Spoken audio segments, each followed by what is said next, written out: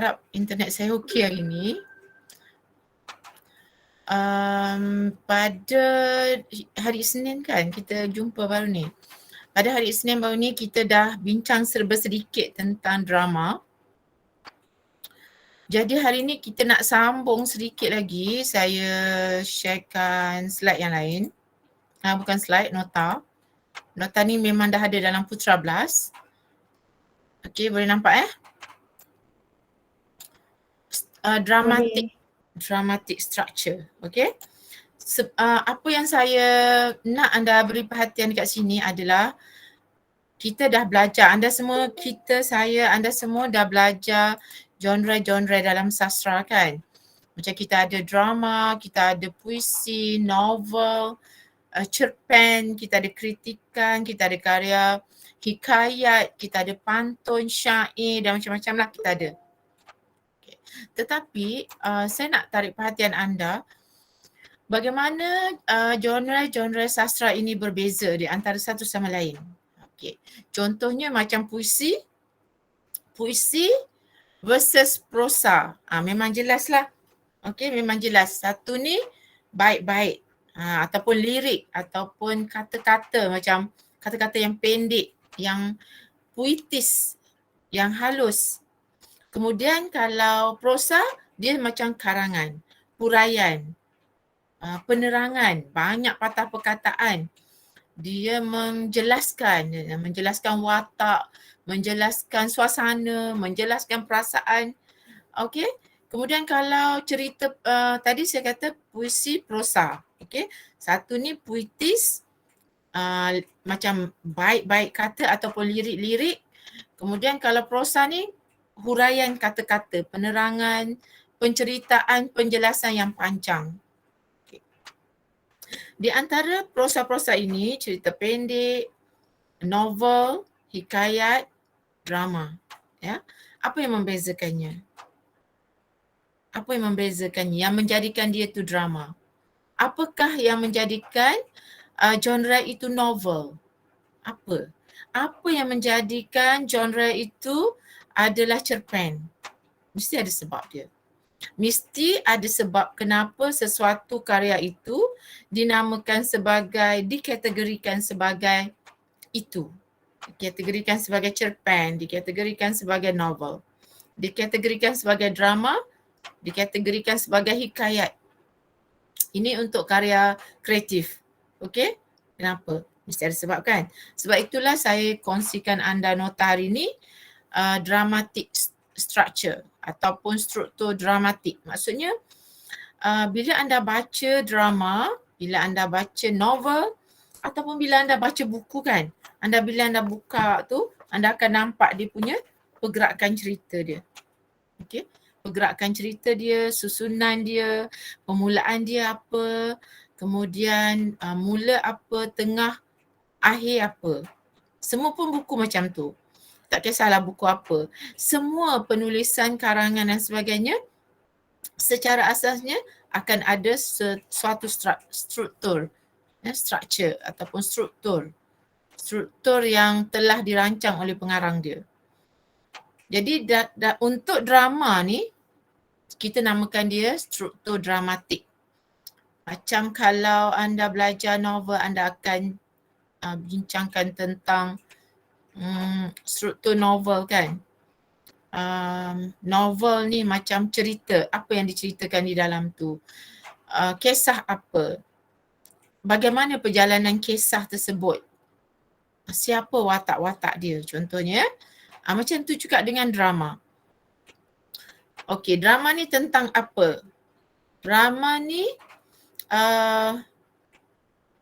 bagaimana bahasa dia, apa cerita dia, bagaimana permulaan dia, bagaimana pertengahan dia, bagaimana kesudahan dia.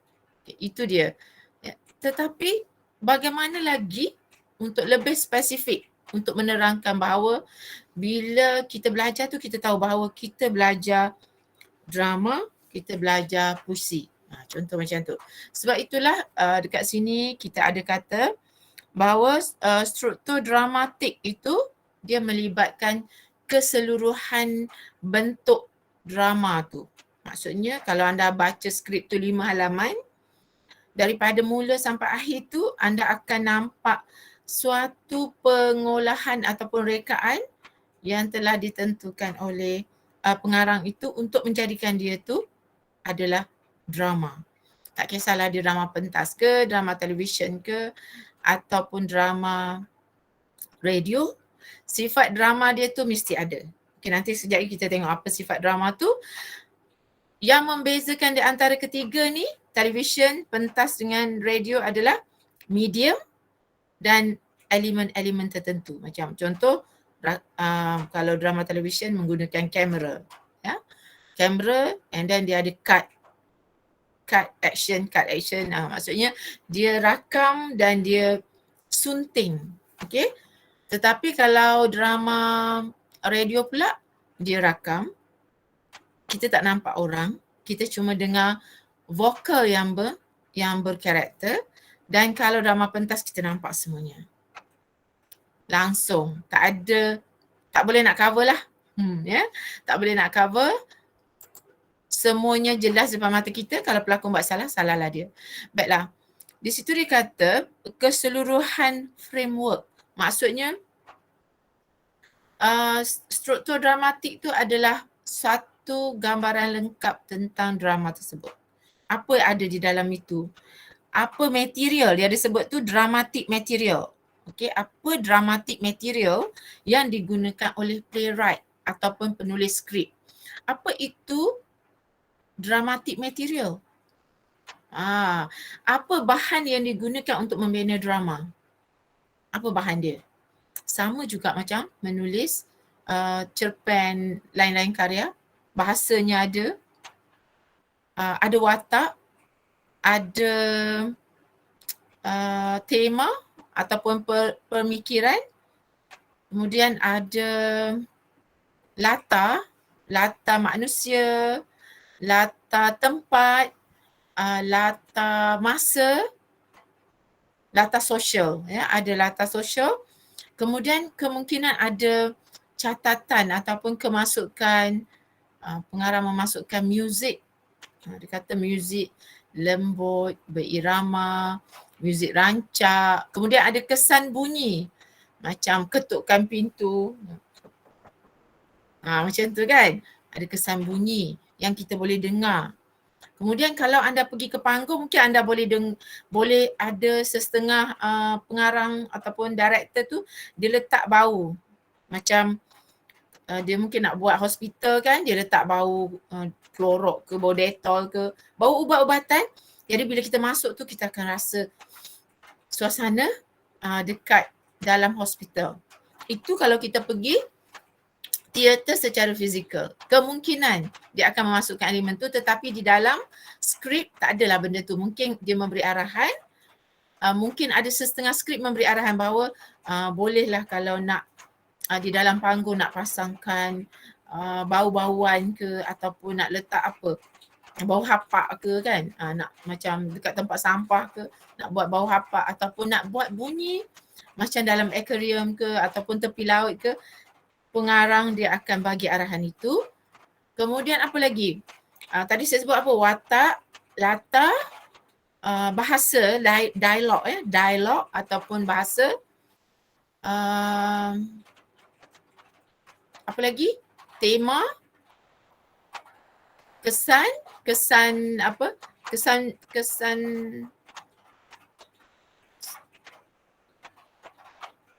bunyi. Kesan bunyi. Okay, thank you Mi. Music. Kemudian lagi satu adalah kesan kekaguman. Macam bila kita tengok kan, kita masuk je, katalah awak pergi ke panggung Istana Budaya kan, awak masuk, wow, macam tu lah, dia ada kesan kekaguman hasil daripada scenografi. Maksudnya bila kita scenografi sebenarnya merangkumi semua aspek yang kita boleh nampak. Okay? Bila anda pergi teater, anda nampak itu adalah aspek scenografi. Dan scenografi itu memberikan kekaguman. Nanti bila mereka perform, ada lagi kekaguman lain yang datang kat kita, macam wow, lakonan dia hebatnya, ataupun nyanyiannya, pengucapan dialog yang baik, vokal yang baik selain daripada scenografi yang kita nampak tadi. Okey. Yang ini biasanya akan dituliskan oleh pengarang di dalam skrip drama. Dia akan tulis dalam tu. Okey, saya harap saya ada letak skrip drama dekat-dekat yang saya ni. Ini skrip drama radio, TV. Tak kisah tapi dia ada lebih kurang ya, saya baca. Contohnya macam dia kata, suasana kampung. Right? Suasana kampung, jalan kampung, waktu siang, apa yang sedang berlaku? Halim menunggang basikal. Tajuk drama ni Gelora. Kalau anda rajin tengok drama adaptasi ataupun drama televisyen, mungkin anda boleh jumpa drama ni. Tajuk dia Gelora. Okey, babak 1. Dia kata Halim menunggang basikal sambil bersiul atau bernyanyi riang. Halim ternampak Rosnah berjalan ke arahnya dan memperlahankan basikalnya. Halim tiba berhampiran Rosnah dan berhenti.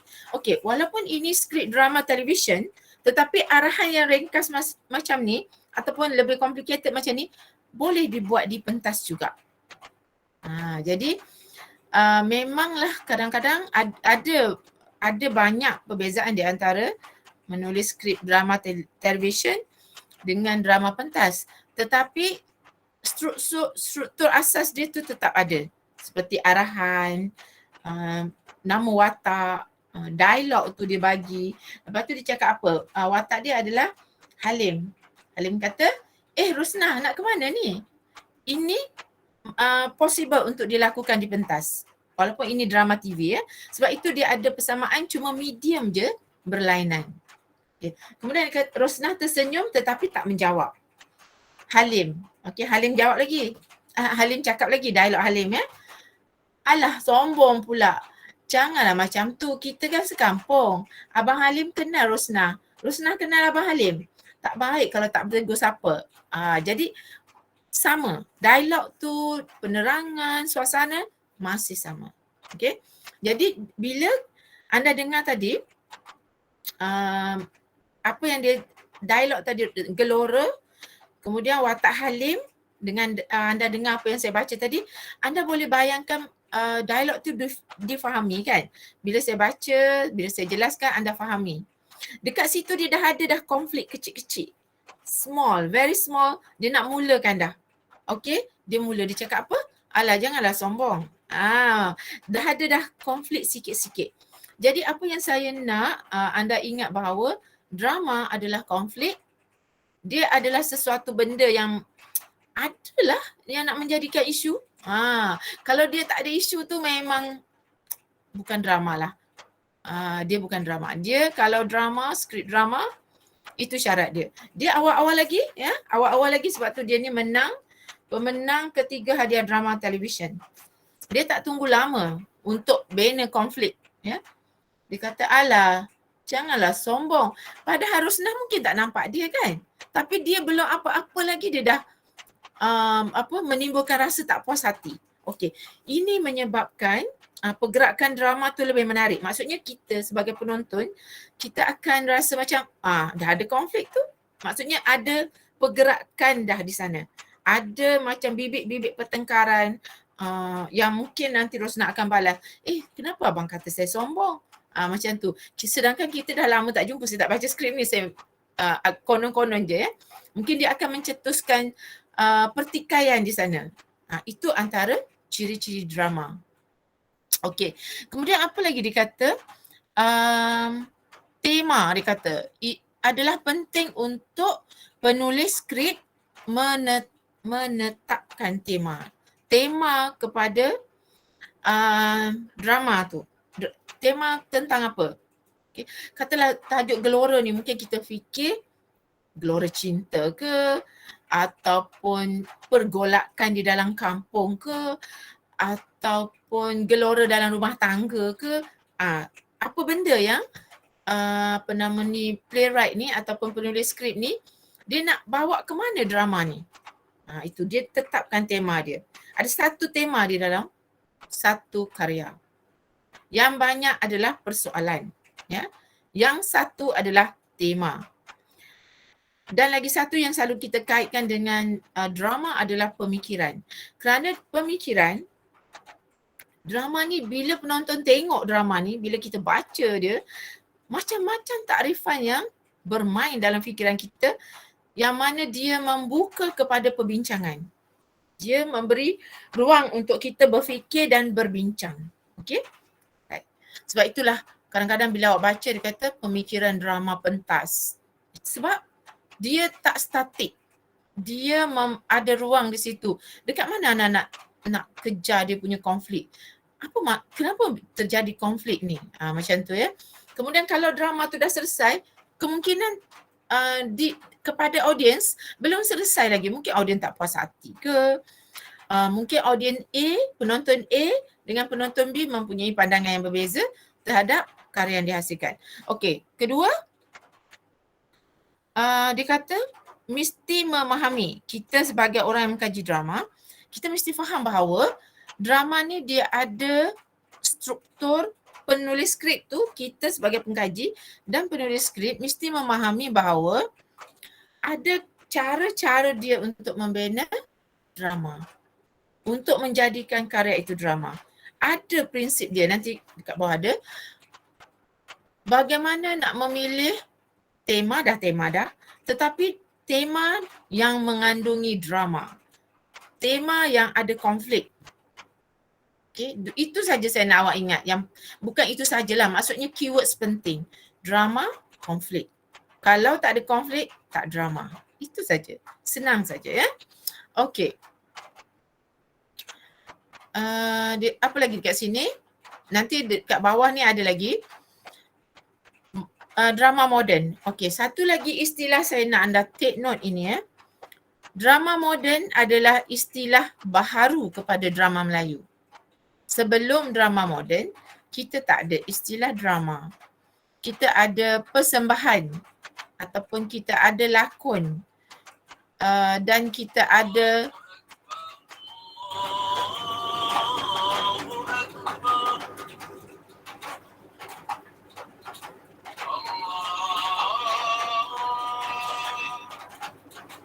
pelankan. Okey, kita bila sebut drama saja, dia adalah drama moden kerana dia seiring dengan penulisan skrip. Penulisan skrip kerana drama moden dia ada kaitan dengan naskah, lakon. Okey. Kalau teater tradisional, mana buku teater tadi? Okey, kita teater, okey, teater tradisional. Kita tidak, dulu-dulu kita tak ada skrip. Sekarang dah ada skrip sebab orang kaji dan orang tulis. Tetapi persembahan dulu yang lakon macam Mak Yong, apa lagi? Wayang kulit, itu semua teater tradisional yang mana mereka tak ada skrip. Dan kita tak sebut dia sebagai, jarang kita sebut dia sebagai drama. Kerana drama tu dia ada kaitan dengan naskah. Ya, saya harap anda ingat yang tu. Siapa masuk ni? Zamzariah. Okey. Okey, dulu kita ada persembahan tradisional, kita ada teater tradisional yang kita panggil sebagai main Mok Yong contohnya, main peteri, main wayang kulit, lagi main kuda kepang. Main-main tu sebenarnya lakon, acting. Dia bermain dengan watak. Tetapi kita tak ada lagi wording drama tu. Jadi orang-orang kita dulu sebut main. Maksudnya dia bermain dengan karakter. Tu yang anda selalu dengar role playing kan. Role playing tu kita dah ada dah semua tu dalam tradisi teater kita. Okay. Alright, apa lagi dekat situ? Dia kata pattern. Pattern is a method. Okay. Macam mana, dia sekarang dia menerangkan kepada kita bahawa pengarang, mereka satu mesti tahu cara untuk membina skrip drama. Kedua, mereka kena tetapkan reka bentuk, disebut pattern ya, reka bentuk drama mereka. Apakah reka bentuk drama? Wah, makin complicated ya. Design drama itulah maksudnya dibentuk macam mana. Okey, dia banyak. Katalah kita rumah anda bayangkan rumah. Rumah kita ada atap. Lepas tu kita ada dinding. Kemudian kita ada tiang. Kita ada lantai. Kemudian kalau rumah tu bertiang, automatik dia ada tangga. Kalau rumah tu tak ada tiang, maksudnya dia rumah di atas rumah apa? Rumah teres setingkat contoh dia tak ada tiang. Tapi dia tetap ada tiang yang kiri kanan tu untuk mendirikan rumah. Okey, macam tu juga dengan drama. Apakah tiang kepada nak bina drama ni? Yang tadi tu yang saya sebut tadi. Watak, bahasa, dialog, latar, lagi? Tema. Kesan. Persoalan. Muzik. Persoalan, Kesan bunyi. pemikiran. Dialog atau bahasa. Okey. Kesan kekaguman. Anda mesti ingat ada 6. Ada 6 benda untuk bina drama, okey? Dia bukan dramatik dulu Hold on dulu. Dia untuk bina drama je, untuk bina skrip je. Sekejap. Pegang skrip baru sedap sikit cakap. Okey, untuk bina skrip ni. Untuk bina skrip ni, yang anda nampak ada dialog, ada watak-watak semua tu kan? Okey, satu dah tentulah watak. Okey? Katalah watak tu lah sebagai tiang. Kalau tak ada watak, tak adalah cerita. Kedua, watak tu kena bercakap. Dialog dan bahasa. Bahasa tu mungkin arahan pentas, arahan lakon dan dialog. Jadi anda gabungkan sekali dialog tapi di dalam tu ada benda-benda lain termasuk bahasa lah. Maksudnya yang selain pada dialog. Okey, iaitu penerangan-penerangan. Tapi inti dia adalah dialog. 2. Watak, dialog. Tema. Okey, tema. Tema akan disokong oleh persoalan. Tapi dalam kes ini kita sebut tema saja. Okey?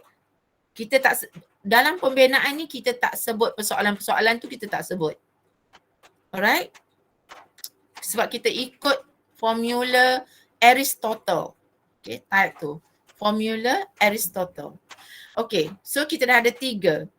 Keempat adalah latar. Kan? Betul ke saya ni? Saya tengok buku.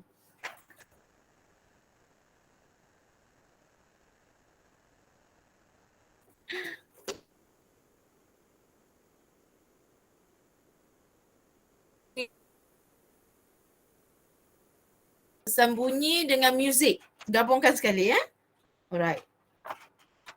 Sekejap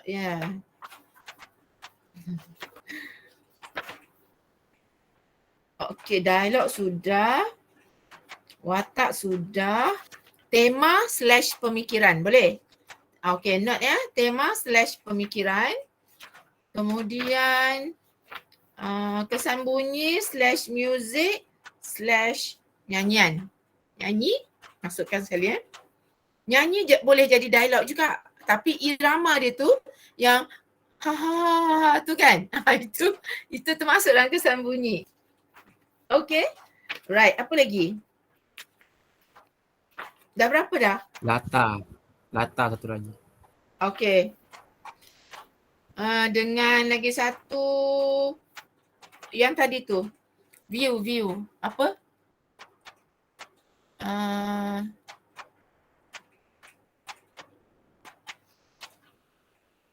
Kesan kekaguman ke? Sekejap, ada istilah dia. Scenografi. Sorry, saya lupa satu. Aksi. Aksi tu adalah lakon. Okay. Lakon. Right, dah berapa dah? Dia mesti ada 6 idea. Macam dah 6 je. Macam dah 6 semua sebut ni. Pertama, lima. tadi watak. Lepas tu dialog Watak, bahasa. dialog. Tema. Kesan bunyi, muzik nyanyi. Aksi lakon. Latar. Ke latar tak termasuk sekali? Kejap. Okay. Itulah dah lama sangat tak baca buku. Ingat tu, kena baca buku selalu, okay? Okay, ini buku saya. Buku saya ni teater eksperimental. Okay. Kena beli ke doktor? Tak perlu. Oh, okey. Saya tunjuk kat awak je sebab saya baca buku ni. Itu pun saya tak ingat. Saya yang tulis kan? Okay, tak apalah, wasting time. Nanti kita check balik, at least idea tu awak dah nampak kan? Maksudnya aksi, kenapa aksi? Sebab watak dia berdialog, kemudian dia berlakon. Dia gerakkan tu, maksudnya dia beraksi. Tu dia. Itu penting. Yang penting-penting dah ada, cuma ada 1-2 benda saja yang saya agak keliru tadi. Tak apa, it's okay. Alright, lagi apa lagi tulis sini? Okay, dekat sini dia cakap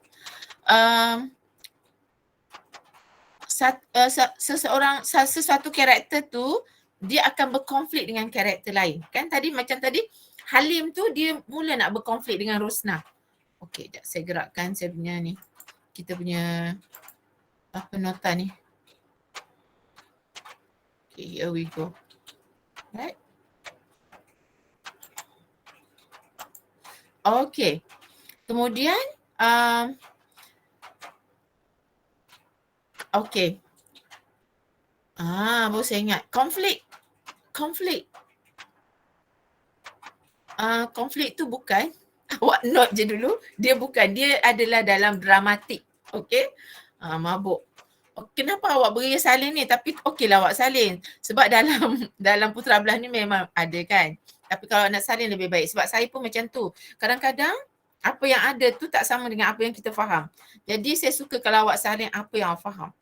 Okey, dekat sana dia kata playwright ataupun penulis skrip dia mesti mengolah konflik tu. Dia mesti merancang konflik. Merancang konflik. Konflik dah ada. Okey, tadi dia kata dia mula nak berkonflik dengan Rosnah. Okey, apa sebab konflik dia? Dia ni dalam hati dia mungkin cintakan Rosnah, tapi dah lama dia memendam rasa, dia tak sangka balik kampung. Ni saya reka tahu, bukan cerita yang sebenar, saya nak bagi contoh je. Okey, jadi bila dia balik kampung, tiba-tiba dia jumpa Rosnah dah cantik kan. Dulu masa kecil-kecil berpisah tu dia suka Rosnah, tak sampai tahap cinta lagi, tapi dia simpan dalam hati. Alright. So bila kali ni jumpa Rosnah masa raya, dia betul-betul nak tegur dan nak cakap bahawa okey, abang cintakan Rosnah. Tapi di saat-saat dia dah betul-betul nak cakap, Rosnah pula macam ignore. Dan dia pun rasa macam aduh, bengangnya aku dengan budak ni, dia kata kan. Sombong pula dengan abang, padahal dulu pergi sekolah naik basikal ni abang yang bawa. Macam tu lah kan.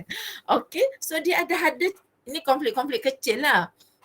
Jadi dia pun mula bina konflik dengan Rosnah dekat sana. Tapi kita tak tahu apa lagi konflik yang lebih besar lepas ni. Mungkin Rosnah ni dia sebenarnya suka kan Abang Halim, tapi mak pula tak suka. Mak tak suka sebab apa tak tahulah, nanti baru kita tahu kan. Bila berjalan tu akhirnya bila Abang Halim dah merajuk-rajuk ni, dia pun jawab, Rosnah pun jawab. Bukannya Rosnah tak suka abang, tapi mak memang tak benarkan Rosnah berhubung dengan abang. Macam tu dia kata. So dekat sini timbul tanda tanya lagi. Kenapa ni? Kenapa ni? Lepas tu dia pun mungkin tak, dekat situ dia cut, mungkin dia cerita lain. Rosnah balik, Halim pun balik. Mungkin dia punya konflik akan jadi besar lagi kerana Halim balik bagi tahu mak dia, mak boleh tak pinangkan Rosnah untuk Halim. Lepas tu bapak dia kata tak boleh. Bapak dia kata tak boleh. Tapi bapak dia tak sempat nak bagi tahu kenapa, bapak dia keluar. Jadi dia hang dekat situ dengan mak dia. Mak tak nak cakap apa-apa. Rosnah balik rumah tak cakap apa-apa. Selalu budak perempuan ni kalau bab nikah kahwin ni dia tak akan cakap kan. Dia segan lah juga. Tak tahulah anak dara saya kat depan ni sekarang macam mana, lebih daring daripada dulu, saya tak tahulah kan. Okay. So Rosnah balik, dia ada konflik dalaman. Kan? Okay, tadi luaran antara manusia dengan manusia. Sekarang Rosnah balik, dia duduk dekat rumah. Dia berkonflik dengan diri dia. Okay. Sebenarnya dia tak suka pun kat Abang Halim ni, tapi bila dia tengok Abang Halim ni macam serius pula kan, mungkin dia kata, oh mungkin inilah jodohku. Macam tu kan. So dia pun terfikir balik, kenapa pula mak tak bagi dia kata kan. Bila mak dia tak bagi, maksudnya sebelum ni mestilah ada macam mana pula Rusna tahu mak tak bagi dia berhubung dengan Halim? Mesti mak dia dah warning. Dan dia tak kisah sebab dia belum jumpa Halim lagi. Entah macam mana rupa Halim ni, aku pun tak kisah kan. Macam tu lah contoh. So apa yang saya nak kata, bila nak bina konflik tu dia mesti ada logik. Okay, mesti tengok logik. Kalau awak tengok filem pun kan lah, tak logiknya dia buat macam ni. Katalah ada sesuatu yang berlaku lah, kecuaian di dalam kereta contoh kan. Kenapalah dia tak pasang tali pinggang keledar, ataupun dia tak, benda-benda yang alasan-alasan remeh yang itu akan melemahkan skrip. Okay, maksudnya audience tak boleh lagi dah. Bukan zaman dulu lagi dah orang tak pakai tali pinggang keledar. Atau bukan zaman dulu lagi dah anak-anak baby duduk dekat atas ribaan dan tercampak keluar. Itu zaman dulu. Sekarang dah tak boleh accept lagi. Sebab kerajaan pun dah wajibkan pakai kasit ya untuk anak-anak dalam kereta. Jadi benda-benda macam ni lah yang akan menjadikan sesuatu cerita tu lemah kerana penulis skrip lemah dekat situ. Maksudnya dia tak precaution terhadap peraturan sedia ada. Dia tak aware. Dia kalau dia nak bina kecuaian, dia mesti membina karakter tu. Bukan semata-mata cuai. Dia mesti membina mungkin karakternya jenis pelupa ataupun dia tergesa-gesa sampaikan dia terlupa nak pasang seatbelt dan sebagainya. Dia kena konflik ni, peristiwa ni dia mesti bina dengan logik. Okey, itu dia maksud dia. Sebab tu dia kata ada pattern. Okey? Right. Ini adalah pasal dramatik. Kemudian dia kata apa lagi? Arrangement of incident. Sekejap ya, saya tengok yang apa lagi. Saya tak nak mendalamkan dulu.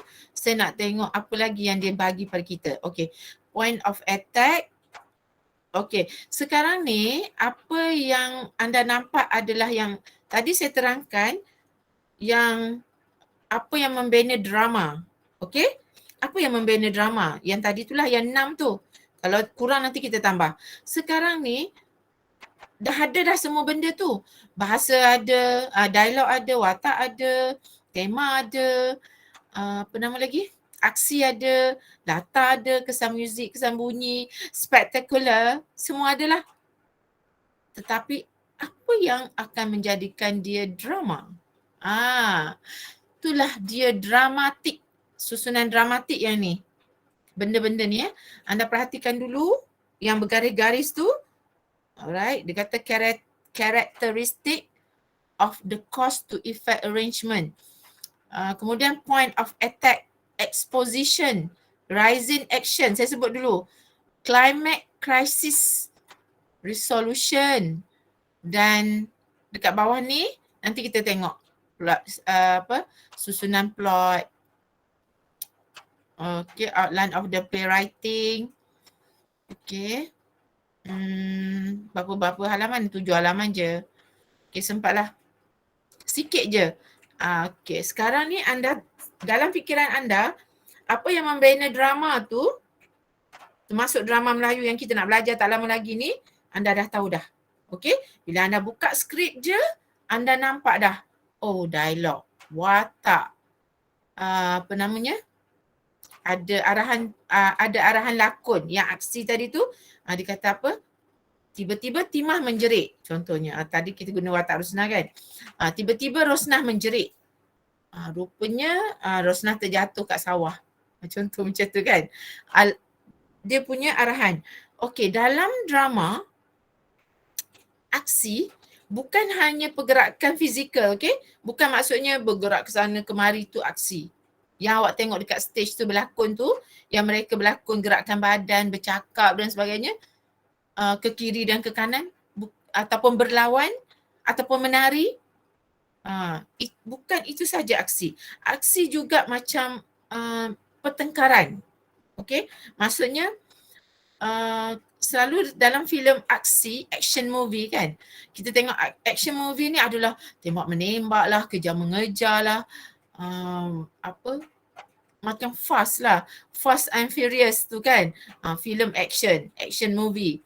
Tetapi dalam teater, aksi juga dikira daripada apa aksi yang ada dalam tu adalah yang tadi tu pertengkaran, argument kan, bergaduh, bersoal jawab, tidak melibatkan aksi tumbuk menumbuk dan sebagainya, tapi dia melibatkan pertengkaran.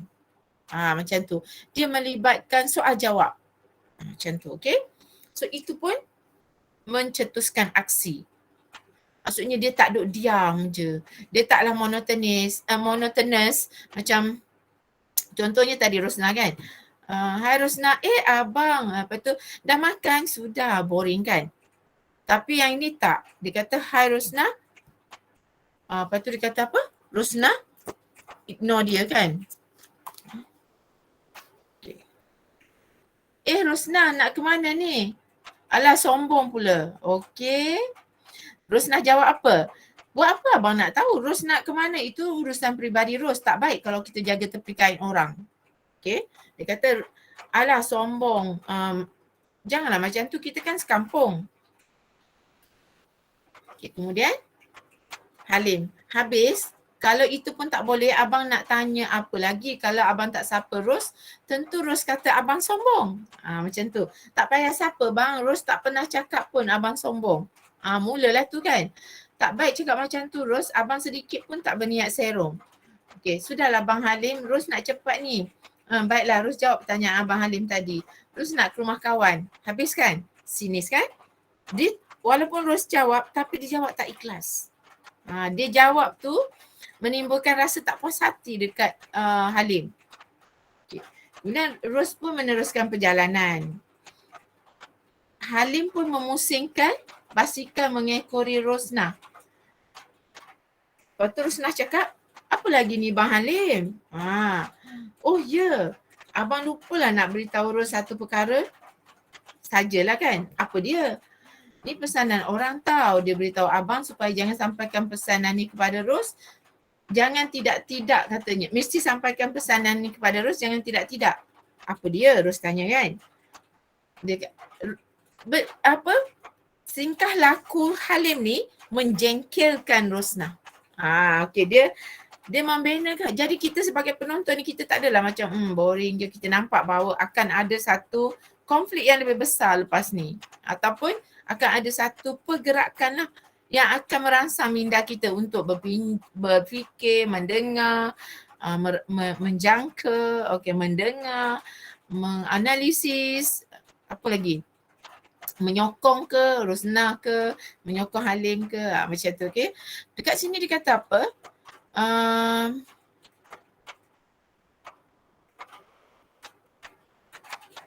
Dia karakter tu dibina. Okey, karakter tu dibina, kemudian diperkenalkan. Macam ni tadi buka je kan?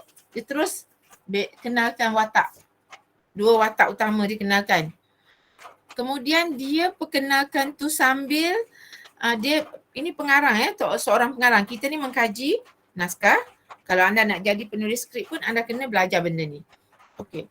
Sekarang ni pengarang ni dia dah fikir, dah tahu sebelum dia mengarang apa watak Halim, apa watak Rosna, kenapa dia perangai macam ni, Rosna pula kenapa perangai macam ni kan.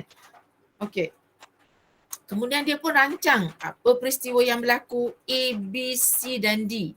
Apa peristiwa yang berlaku, apakah pergerakan-pergerakan, semua dia dah rancang benda tu. Itu yang dimaksudkan oleh method arrangement tadi tu. Okay. Mana tadi tu? Pattern of complication. Dengan lagi satu tadi. Framework. Tu. Maksudnya dia dah rancang dah. Penulis novel pun sama. Kalau anda suka baca novel kan. Penulis novel pun sama. Dia dah rancang dah semua ni. Cuma body dia tu ataupun struktur tu je berbeza. Sebab dalam drama ni dia penuh dengan dialog ya.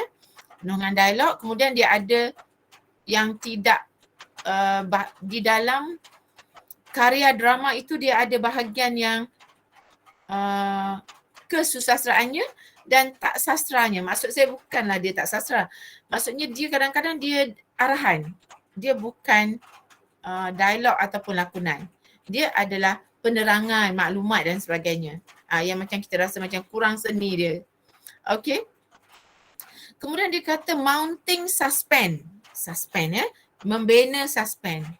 Suspend lah macam mana, apa berlaku lepas ni, bergaduh ke si Rosnah dengan si Halim ni. Kemudian obligatory scene, penyusunan babak. Kemudian babak mana dulu, babak mana akhir. Ya. Logical resolution. Resolusi ada logik kepada penyudah kisah nanti. Okey ya. Kemudian point of attack. Apa itu point of attack? Ini yang membentuk dramatik tu. Yang tik-tik tu, ini dia. Yang drama tadi tu yang saya dah terangkan, yang membentuk, yang mencirikan sebuah drama itu, yang menjadikan dia tu dramatik, inilah dia struktur dramatik. Point of attack. Dia kata, dekat mana main action of the plot begin? Masa bila aksi bermula, aksi utama bermula. Nampaknya Gelora ni awal-awal dah mula dah aksi dia. Okey, dah mula dah. Kemudian dekat first scene dia kata kemungkinan boleh bermula di, bukan boleh, bermula di scene yang pertama. Dan yang mungkin dalam satu scene, dua scene, ataupun dalam satu scene tu terus jump. Terus ada terus ada konflik dah. Terus ada plot, sesuatu plot yang penting dah bergerak. So sekarang ni dalam Gelora ni penggerak plot dia kemungkinan setakat yang kita baca ni adalah antara Rosnah dan Halim. Ya. Okey. Kemudian benda ni berkembang. Cerita ni berkembang dia kata. Alright. Exposition. Tadi tu point of attack, tentukan. Masa mula-mula tu nak terus boost ke, terus bergaduh. Okey? Tak ada tunggu-tunggu lagi nak tunggu makan nasi lemak ke kat kedai. Kadang-kadang kita tengok drama Melayu kan. Drama pentas tak sempat macam tu ya my dear. Drama pentas dia tak boleh macam drama televisyen. Bila drama televisyen tu awak tengok ya. Music, kayu basikal, berhenti di kedai basikal, minum, borak. Tiba-tiba baru ternampak Rosnah. Macam tu, dia akan drag. Itulah drama. Drama television. Sebab tu dia banyak episod, kadang-kadang beratus-ratus episod. Sebab apa? Nak habiskan scene dekat gerai tu saja dengan nak menunggu Rosnah lalu tu saja dah berapa minit. Okey. Minum. Kamera pun, ni drama television ya. Kamera pun shoot. Tunjuk hala ke Rosnah dari jauh. Halim nampak Rosnah. Pandang Rosnah. Berhenti sekejap minum, pandang. Itu je dah berapa second tu. Tunggulah Rosnah kayu bersikal. Nyet ya. Kemudian iklan. 5 iklan. Kemudian sambung lagi. Rosnah dah sampai dekat depan kedai. Halim pun dah bangun dah. Dah standby dah dekat tepi kedai.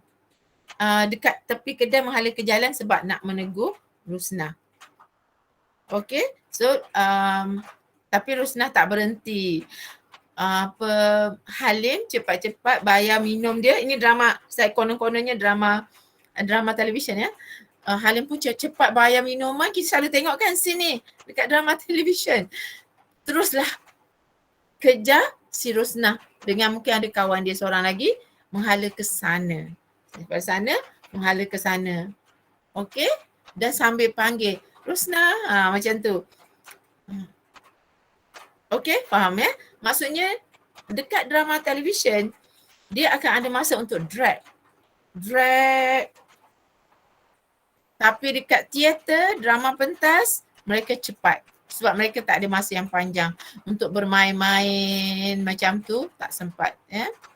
Drama televisyen, penonton dia, anda kena faham ya, kenapa jadi macam tu. Penonton dia duduk di ruang tamu, rehat. Ataupun macam awak lah, buka telefon kan. Mana telefon saya? Nak juga berlakon depan awak ni. Okey, buka telefon, tengok apa? Tengok drama, relax je macam ni. Okay, tak kisahlah lama ke, sekejap ke kan. Tengok je tak penat pun. Tak ada bayar apa-apa pun. Dah bayar bil elektrik, dah bayar bil internet. Tapi kalau pergi teater, itu je momen yang ada. Sebab drama pentas ditulis untuk pementasan. Jadi dia tulis tu memang dia cepat kerana dia bayangkan pementasan boom. Terus boom. Penonton fokus. Penonton tak nak tunggu drag macam tu. Takkan. Okay. Right. Saya harap awak fahamlah benda ni. Exposition.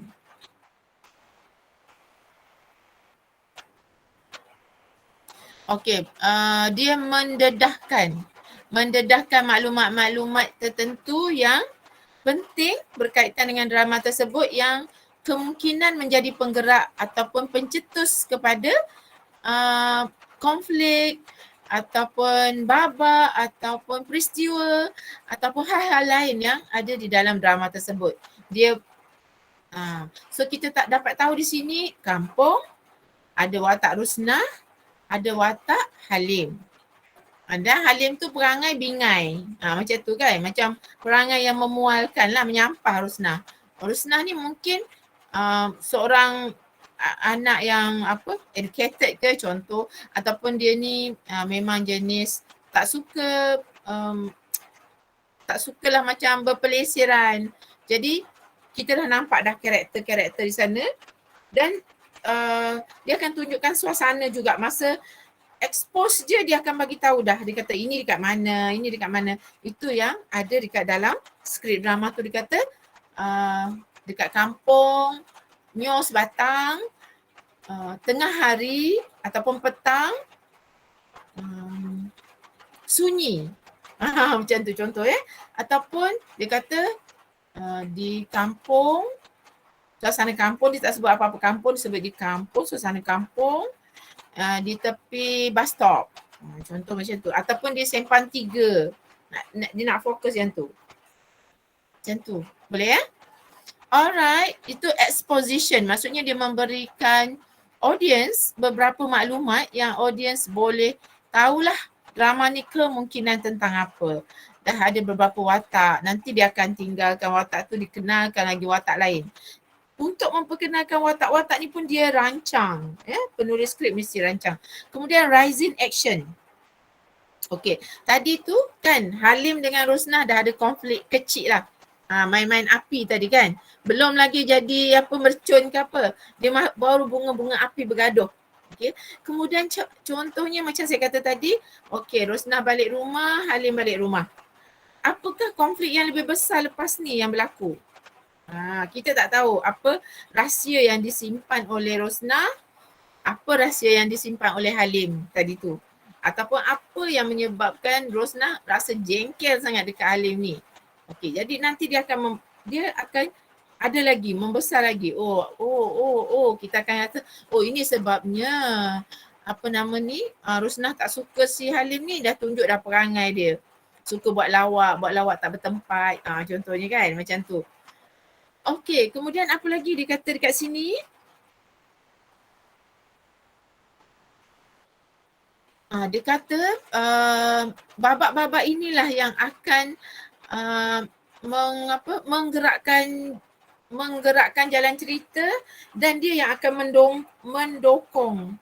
mendokong cerita yang seterusnya.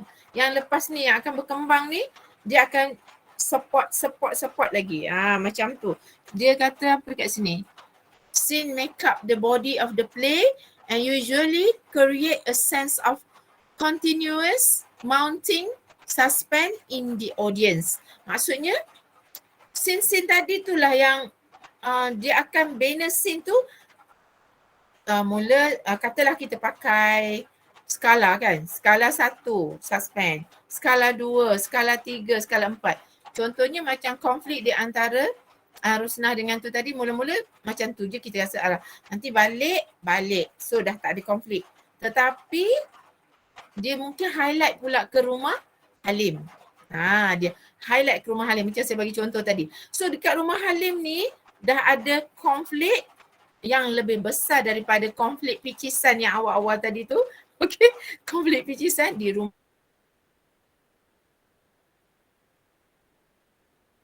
lagi besar lagi. Sebab apa? Nak menyebabkan bila Halim nak meminang si Rosnah, minta mak ayah dia minang Rosnah, dia tak nak. Bapak dia tak nak. So audience belum tahu lagi. Audience belum tahu lagi apa sebenarnya yang berlaku. So ini dia punya elemen-elemen suspend dia. Okey, kat bawah ni. Okey, kemudian contohnya lah ya. Akhirnya Mak Halim pun mengalah. Dia pun pergilah pujuklah Bapak Halim. Cakap tak apalah. Lupakanlah perkara lama tu. Kita pinanglah si Rosnah ni untuk Halim kan. So mereka pun sekeluarga pergi meminang. Dekat sini dia punya konflik yang lebih besar iaitu memang keluarga Rosnah tolak mentah-mentah siap dengan mungkin memandang rendah kepada keluarga Halim. Masa inilah dia punya climax dia. Kenapa jadi macam ni? Dekat sini dia pergi boost dekat situ. Dekat situ mulalah terbongkarlah rahsia. Oh, rupa-rupanya ada benda yang bapa dia rahsiakan, dia tak sanggup nak bagi tahu sesuatu. So pengarang dialah yang akan membina rahsia-rahsia ini. Membina dengan logik. Ingat tu ya, membina dengan logik. Climax tu. Apa benda sebenarnya yang akan terbongkar nanti ni. Yang menyebabkan bapa dia ni bermati-matian tak nak Rosnah ni jadi menantu dia. Okey. Macam itulah lebih kurang. Okey. So anda boleh nampak ya bahawa drama dia tentang konflik. Okey. Kemudian akhirnya apa yang berlaku? Akhirnya mereka pun berbincang kerana semasa semasa di rumah Rosnah tu kemungkinan telah berlaku satu pendedahan rahsia dan sebagainya yang di mana itulah klimax kepada punca dan terbongkarlah banyak-banyak rahsia. So kemungkinan di situ selesai ataupun tak selesai isu mereka ni. Adakah akhirnya mereka berkahwin ataupun mereka tak berkahwin. Macam tu suspend kan. Alright. Kemudian dekat sini, okey selesai tadi ya. Okey, apa itu plot? Saya tahu anda semua tahu plot, tetapi plot ni ada banyak jenis. Okey. Ada kadang-kadang kita kata kronologi. Kan? Ada kan? Plot yang kronologi daripada A, B, C, D, E ikut je sampai Z. Tak ada masalah apa-apa. Penonton pun, pembaca pun dengar je, follow je A sampai Z. Ada juga plot yang tak. Dia tak ikut order. Macam ni dia kata, plot begin late in story, closer to the very end of climax. Tak apa yang tu kemudian. Saya nak terangkan yang structure asas dulu. Okay, kemudian ada juga plot yang tidak kronologi. Tak kronologi ni macam mungkin dia bermula tu di akhir tu awal, tengah tu dulu. Mungkin dia flashback banyak ataupun dia keseluruhan teater tu adalah flashback. Contohnya macam tu kan. Ataupun macam ni, contohnya kata yang 3/4 daripada teater tu adalah flashback. Satu je tak. Katalah flashback dia tu rupa-rupanya yang tadi tu yang Rosnah bergaduh dengan si Halim, lepas tu bapak dia tak nak kahwinkan mereka berdua tu. Sebenarnya itu flashback. Okay. Thank you Farah. Okay, sebenarnya itu adalah flashback yang Rosnah dan Halim sebenarnya dah berkahwin. Tetapi untuk membolehkan mereka berkahwin tu mereka berjuang. Awak ingat tak kisah cinta ni?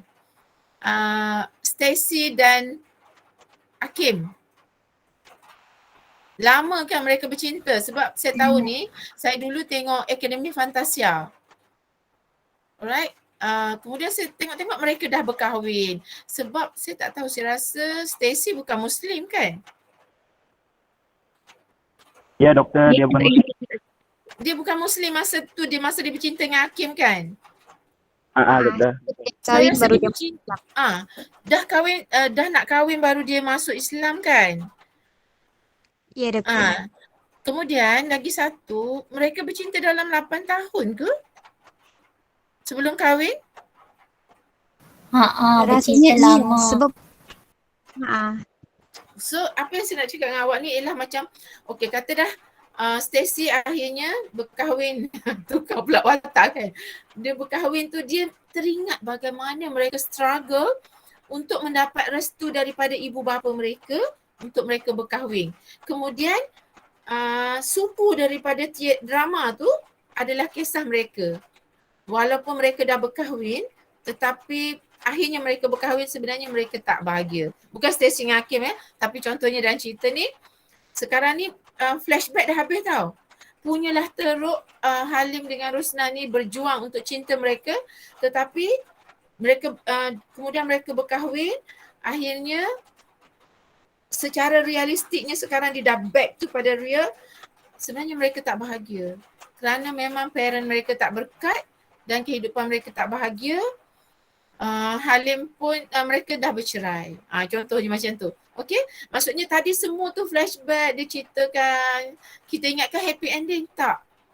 3/4 tu memang dia cerita bagaimana mereka struggle dan sebagainya. Akhirnya back to realize, barulah dia cerita bahawa dia memang tak bahagia. Dia memang tak bahagia kerana mak ayah mereka tak restu.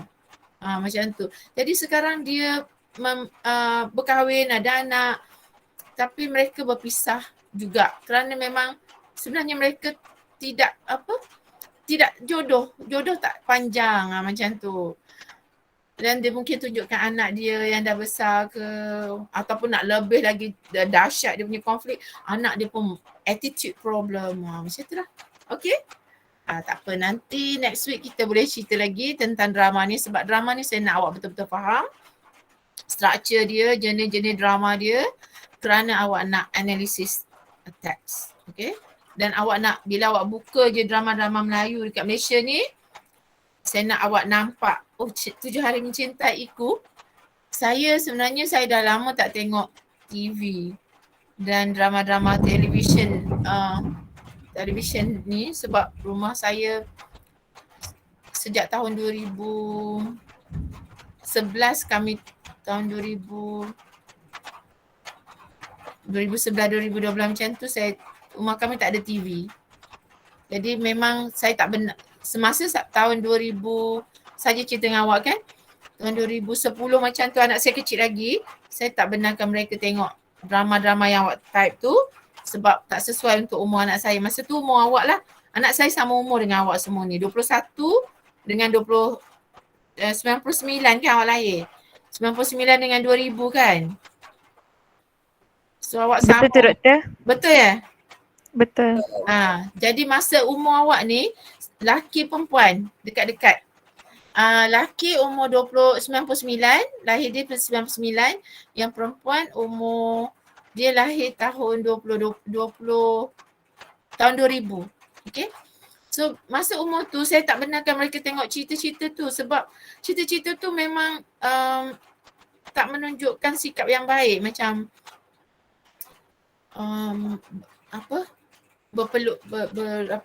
percintaan yang tak direstui, kemudian benda-benda yang saya tak suka lah, derhaka lah, macam ada skandal dengan orang lain, kemudian di bilik tidur lah. Semua tu menyebabkan saya susah nak explain dengan anak saya, jadi saya kata haram drama TV3 pada masa tu yang pukul 7 tu kan. Haram, saya kata jangan tengok. Saya tak tengok, mereka pun tak tengok. Saya kalau nak tengok pun saya tengok macam katalah kawan-kawan saya kata cerita ni bagus kan, saya akan tengoklah dekat macam YouTube ke apa.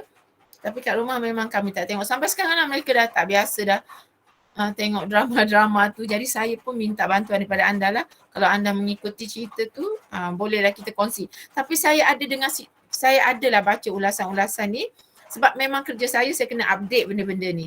Cuma saya tak follow lah. Yang saya tahu cerita dia masih macam tu juga. Cinta terhalang atau cinta terpaksa ke, cinta sumbang ke, saya tak tahulah. Tapi kaya miskin macam tu lagi lah isu-isu dia kan. Kahwin paksa, mula-mula tak suka, lepas tu suka. Lepas tu orang kaya, yang terlebih kaya. Macam tu kan. Saya tak tahulah sekarang macam mana. Jadi saya nak ada beberapa perkara yang anda perlu perhatikan, ialah apa yang membina drama tu. medium drama ni, drama pentas, drama televisyen dengan drama drama radio. Kita ada medium yang berbeza. Jadi anda mesti tahulah apa yang anda belajar, okey? Apa yang anda kaji, apa yang anda pilih. Untuk komersial kan, itu yang kita tak berapa nak berkenan. So kita ada pilihan lah untuk sama ada nak tengok atau tak. Tapi saya beria-ria tak bagi anak saya tengok cerita drama-drama tu. Mereka tengok pula dekat YouTube, apa lagi, apa-apalah media sosial tu kan. Netflix. Tapi selalu saya akan tanyalah apa yang mereka tengok. Apa yang maksudnya di handphone tu mereka tengok apa.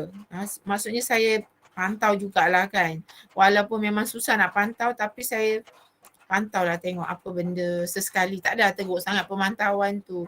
Cuma kita pesan lah.